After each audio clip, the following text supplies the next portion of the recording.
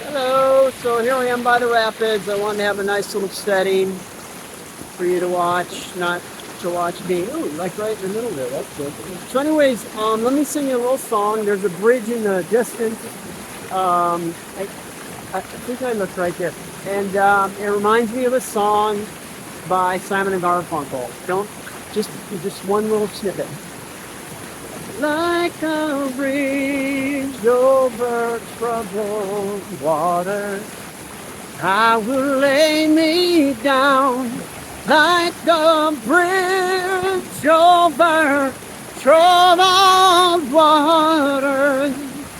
I will lay me down.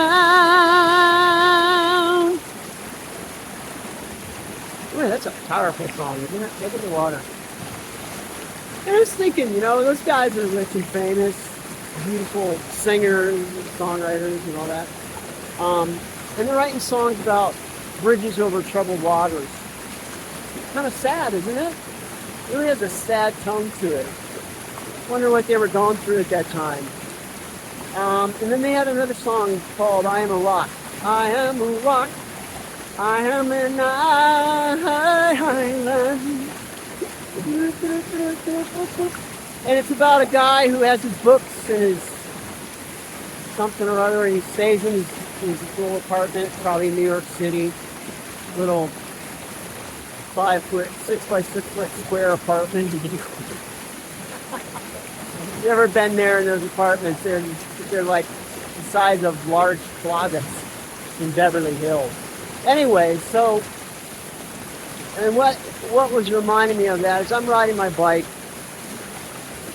down the bike path, and it brings me peace and comfort to do so. And I also make a lot of I've been making mindfulness videos that are really nice for me and for you. I'm hoping for you. I'm hoping it helps somebody calm down, find calmness in their body and themselves when there is none around them. Maybe their life is just sucks, like mine.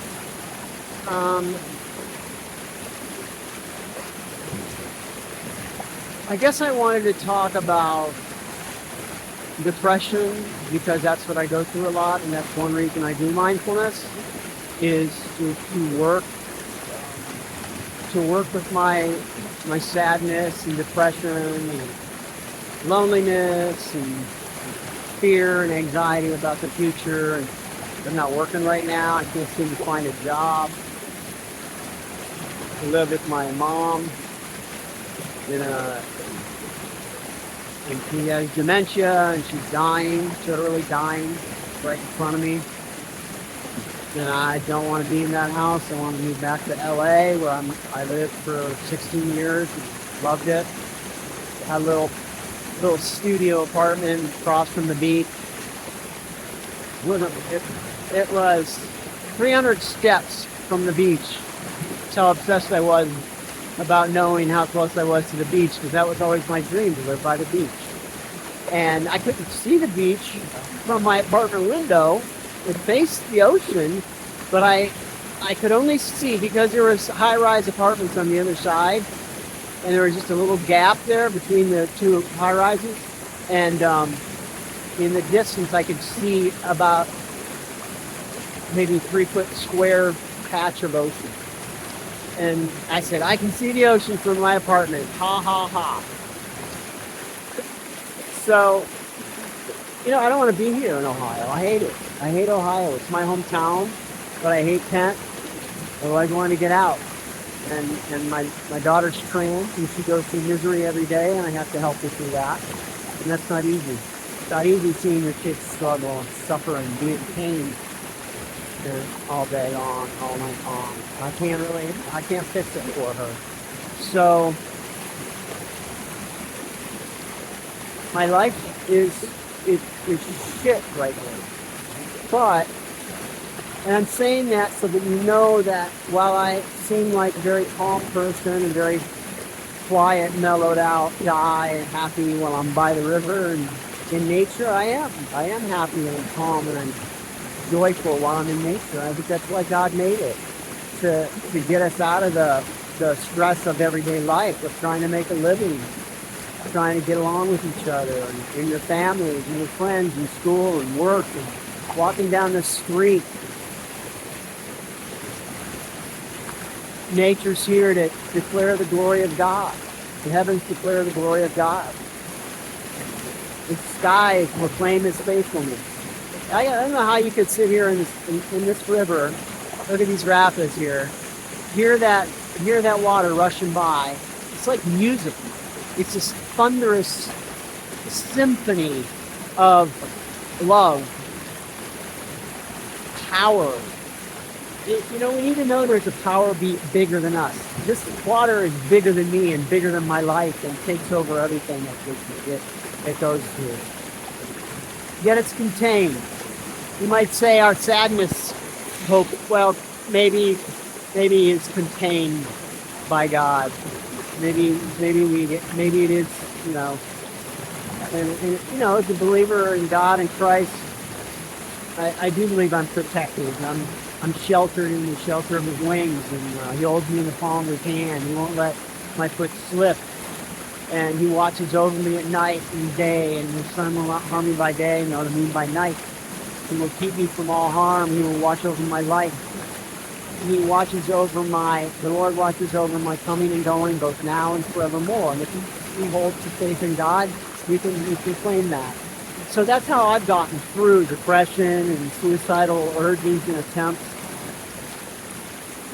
And now mindfulness and yoga, breathing daily, all day long, breathing, finding myself just in my body, not afraid to be there anymore, where I was full of rage and I hated being alive, I hated being in my body because I was always scared and angry and fighting and looking for the next fight so that I could get that rage out. But rage begets rage. You cannot rage out rage.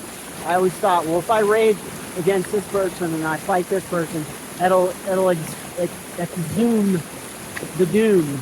But it doesn't. Rage, it doesn't work that way. So, but love begets love too. And kindness begets kindness. And patience begets patience. And that's just fucking hard one, because I gotta have patience with my mom. She's a tough one to deal with right now. Irritable and miserable, and lonely, and sad, and grieving the loss of her husband of 66 years. And I have to sit there and watch her be miserable and depressed. I can't really pick her up. She's dying. What am I supposed to say? Mom, I'm here for it. Damn, just sit there with her, and I just go through and just sit there with her. Don't have the answers for her. So, for you who might be sad right now, and there's just so many of us that are sad and facing trauma and danger and misery and bitterness and rage and regret. I regret my life so much. I'm 62 years old, and I have yet to settle down and find my true calling. Helping people has always been my calling, but I haven't found that job where I can settle in. Like, I'm trying to be a counselor. I'm trying to be a mental health counselor and going to grad school. And it's taken me 5 years. I still got 2 more years to go. You know why? Because I got kicked out of 2 different colleges because I couldn't get along with people. I have bipolar, which makes me irritable and impulsive and depressed. And I can be abrasive and obnoxious. And they say, hey, you really want to be a counselor? Maybe you should try something else. You know what that's like when I know I can be a great counselor, but I'm not a great student? I'm not a great, a collegial person, and I don't get along at work. But you put me in a room with somebody who's suffering, and I'm right there with them.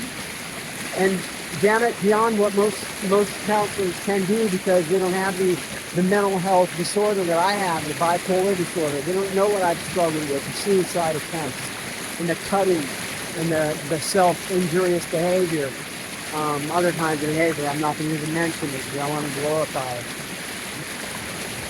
I got through by the grace of God and my kids too. I'm a single dad, divorced single dad, and that's the only reason I stayed alive. It's my kids. I couldn't kill myself. It would have devastated them, and they probably would have killed themselves. How could I do that? So I have to stay alive and see it through. So that's keeping me alive. What's coming up? I hope for good things. Now, right now, if you're suicidal, you're really depressed, you don't have hope. You think, I'm suffering so much, and it's gone on for so long, and I've got no relief, and there's no relief in sight. I'm in an abusive home. I can't get out. I can't find a job. I'm homeless. I got HIV. I got STIs. I just lost my parents. I lost my spouse. My dog died. And I'm not joking about my dog or cat died. A pet can be as good or better than a human companion. We know that. And I think that's God. That's God giving us that empathic being that can just sit with us non-judgmentally, like he does. He gives us that love. And he gives us each other too. I don't think he works those miracles like he did with Jesus. I know he heals people miraculously and touches people all the time, but right now he says we're his hands, we're his feet. We do it on the one person, and someone suffering, we give it to him. So we are the miracle. You are the miracle. You could smile at somebody. I remember when I was teaching high school in the inner city. I say inner city because it was trouble. Kids were beaten down and scared to go to school. They weren't sure if they're going to make it home or make it to school or make it home alive. And that's no joke. They lived in a jungle. They lived in a war zone. And the white guy from the suburbs, I don't know. I do not know what that's like, but I guarantee you they lived in a fucking war zone. You don't know if you're a white person and you've never been in the hood. I don't know either. I'm just telling you. And these kids are troubled. They're anxious. They're scared. They're fighting for their lives. And you know what? The biggest thing I did was just to believe in them and have confidence in them and smile at them and be glad to see them every day. I'm not exaggerating. My smile and my warmness and my care, you can tell when somebody cares, and kids, teenagers and kids, they know when somebody cares and they're genuine, and they knew that. And maybe it was good that a white guy was the only white guy in the room and cared about them, because they were living in a world where white people hated them. So they did need to see the positive role model of a white guy. I'm not even saying I'm a role model. I consider myself a role model. I consider myself a helper, an encourager. And that's what I have to give, a kind word, a smile, maybe a handshake, a high five, once in a while a hug. I don't really like to hug people much. I'm a little scared of physical touch myself. Maybe that's based on past trauma, I would imagine. I don't know. I'm sharing this because it's a moment for me. It's thoughts that I have all the time, and I don't feel like being alone right now, and I also don't feel like keeping them to myself, because I think they'll be valuable to somebody else. Because let's face it, we're all going to suffer sometime. We're all going to, have a car wreck. We're all going to break a toe. We're going to, the lawnmower's going to stop working, and the car's going to overheat, and I'm going to run out of gas, and my friend is going to not call me or text me back, and my girlfriend's going to sniff or ghost me, as the kids say. Someone said something mean to me or nasty at work, and we all suffer in some way. So I don't know. I guess it's a legacy to help each other. Sometimes I find it difficult to even care enough about somebody else to help them. You ever find that? I don't even give a shit. Just want to go back in my room and, hide in the dark under the covers, making myself depressed. But on a higher note, let's do some mindfulness. I shared that little bit of misery with you to let you know that I'm right there with you, and I'm not the perfect guy behind the the mindfulness videos. I'm the guy with bipolar disorder who's miserable most of the time. But this mindfulness gives me some relief, gives me some peace, and helps me stay calmer during the day. It is not a cure for mental illness. It's not a cure for misery and depression and suicidal thoughts and intentions, but it could help a little bit. It's kind of like a little mini vacation. Look at that train. I love trains. You love them? I love trains. Look at that. So cool. Because I always think of trains, they can take me out of here. Take me the fuck out again.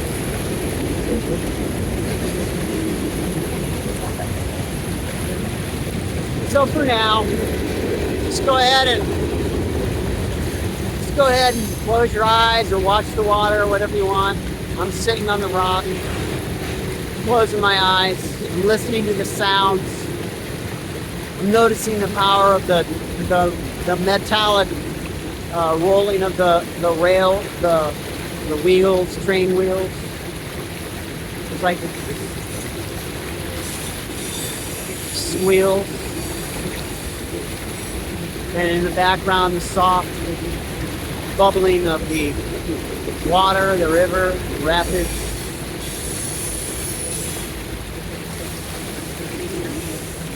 I'm breathing in the air.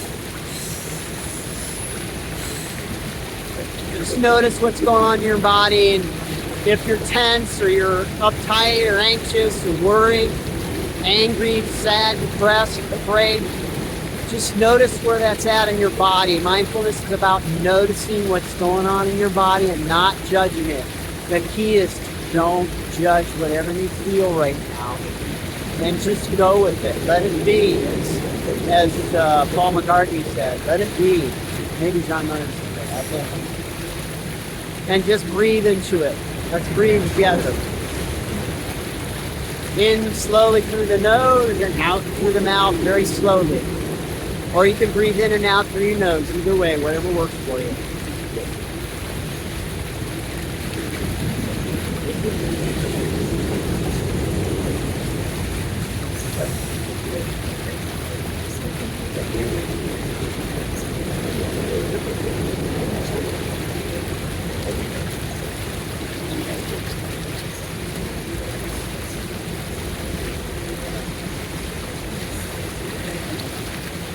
I'm going to look around, looking at the water.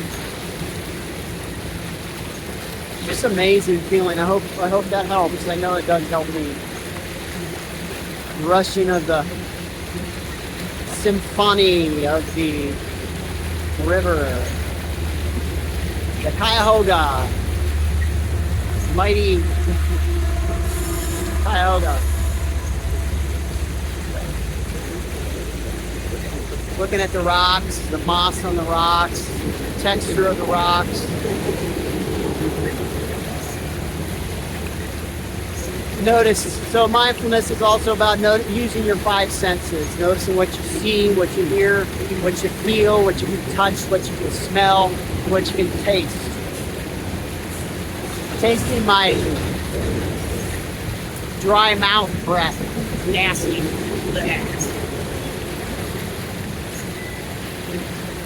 That makes me real.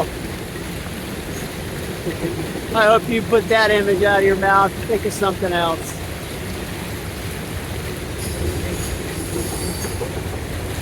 Smelling that river air, river water, a little bit fishy.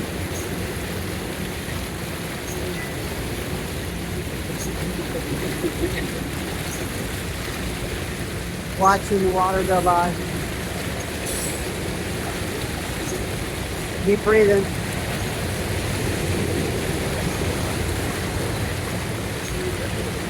You want to see the train? I'll show you the train.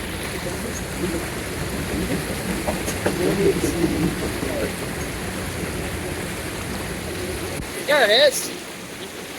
There we go.